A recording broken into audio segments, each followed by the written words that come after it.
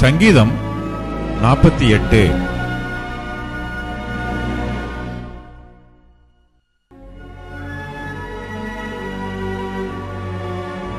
கோராகின் புத்திரருக்கு ஒப்புவிக்கப்பட்ட சங்கீத பாட்டு.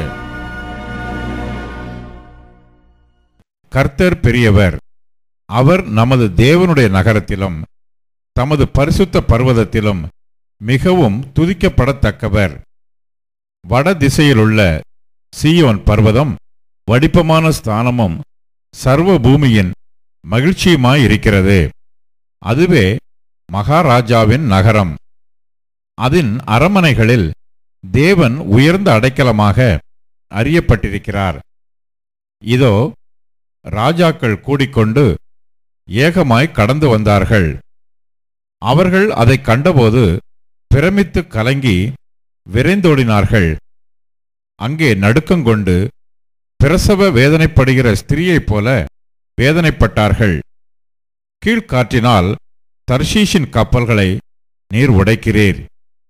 நாம் கேள்விப்பட்டபடியே நமது தேவனுடைய நகரமாகிய சேனைகளுடைய கர்த்தரின் நகரத்திலே கண்டோம். தேவன் அதை என்றென்றைக்கும் ஸ்திரப்படுத்துவார். தேவனே, உமது ஆலயத்தின் நடுவிலே உமது கிருபையை சிந்தித்துக் கொண்டிருக்கிறோம்.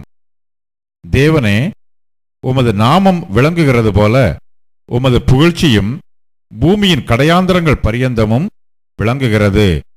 உமது வலதுகரம் நீதியால் நிறைந்திருக்கிறது.